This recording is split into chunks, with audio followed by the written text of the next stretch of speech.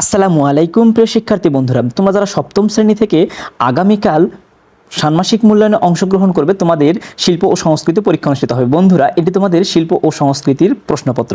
তো বন্ধুরা, আসলে অনেক অপেক্ষার পর তোমাদের ষান্মাসিক মূল্যায়নের প্রশ্নপত্র আমরা একটা দুইটা করে হাতে পাচ্ছি।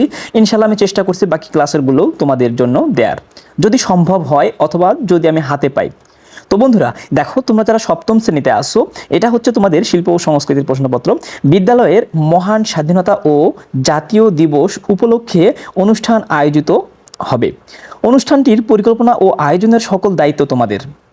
স্বাধীনতা দিবস উপলক্ষে বিদ্যালয়ে সজ্জা থেকে শুরু করে কি কি পরিবেশনা হবে তা তোমরা আলোচনা করে ঠিক করবে। মনে রাখতে হবে এটি পরিকল্পিতভাবে ধাপে ধাপে করতে হবে। তো বন্ধুরা, এটা কিন্তু তোমাদের প্রশ্নের উপরে একটা নির্দেশনা দিয়েছে, আমি জাস্ট তোমাদের জন্য নির্দেশনাটা পড়ে শোনালাম। এরপরে দেখো তোমাদের এখানে কাজ কি কি করতে হবে। দেখো তোমাদের সর্বপ্রথম কিন্তু কাজ 1 দেয়া আছে, যে অনুষ্ঠান আয়োজনের দলগত আলোচনা ও পরিকল্পনা, অর্থাৎ ক খ গ 3টে ধাপে তোমাদের করতে হবে।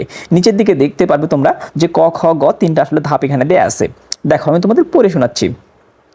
এই কাজের জন্য তোমাদেরকে 20 জনের দলে একত্র করা হয়েছে। এবারে দলের সবাই আলোচনায় অংশগ্রহণ করবে এবং পরিকল্পনায় দলের সদস্যরা নিম্নোক্ত কাজসমূহ কিভাবে করবে তা আলোচনা করে নিজেদের মধ্যে ভাগ করে নিবে।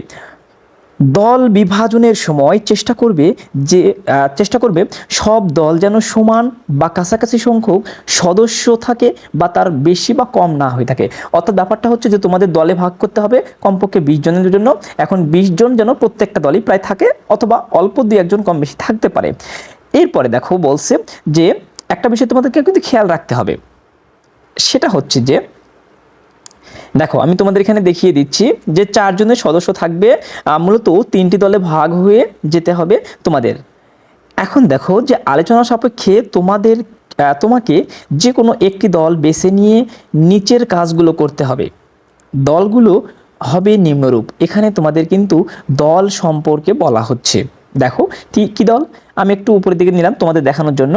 এখন দেখো ক অনুষ্ঠান আয়োজক দল, খ অনুষ্ঠানের সাজসজ্জা দল, গ পরিবেশনা দল। এই 3টা দল হবে। এখন দেখো ক তোমাদের কি কাজ করতে হবে, যে অনুষ্ঠান আয়োজক দল কি কাজ করবে, অর্থাৎ অনুষ্ঠানের যে আয়োজক করবে যে দলটা, তারা কি কাজ করবে। দেখো আলোচনা করে দলের কাজের একটা পরিকল্পনা লিখবে, যেখানে অর্থাৎ একটা পরিকল্পনা তোমাদের লিখতে হবে যেখানে কি কি থাকবে। দেখো যে অনুষ্ঠানের একটি নান্দনিক নাম দিবে, তোমাদের অনুষ্ঠানের একটা নান্দনিক নাম দিবে, অনুষ্ঠান সূচি তৈরি, অনুষ্ঠানের সময়সীমা, বিভিন্ন পর্যায়ে পরিবেশনার জন্য তথ্য ইত্যাদি। এরপরে দেখো তোমাদের 3 নম্বরে হচ্ছে যে অনুষ্ঠানে আগত অতিথিবৃন্দের তালিকা। এরপরে আচ্ছা বন্ধুরা, তোমরা এগুলো আসলে পড়ে নেবে এইভাবে। আমি আসলে সম্পূর্ণ প্রশ্নটা পড়ছি না, কারণ সম্পূর্ণ প্রশ্ন পড়তে গেলে ভিডিওটি অনেক লং হয়ে যাবে। তোমাদেরকে আমি বলবো এই প্রশ্নটি তোমাদের ইনশাআল্লাহ আগামীকাল হুবহু কমন থাকবে আমার বিশ্বাস। তাই অবশ্যই প্রশ্নপত্রটি তোমাদের ভালোভাবে একটু পড়ে যাওয়ার অনুরোধ থাকবে। তারপরও আমি তোমাদেরকে বলবো এর বাহিরেও তোমরা অবশ্যই বোর্ড বইটা থেকে দলগত এবং একক কাজগুলো একটু করে যাবে, যাতে করে তোমাদের পরীক্ষাতে আর কোনো সমস্যায় পড়তে না হয়।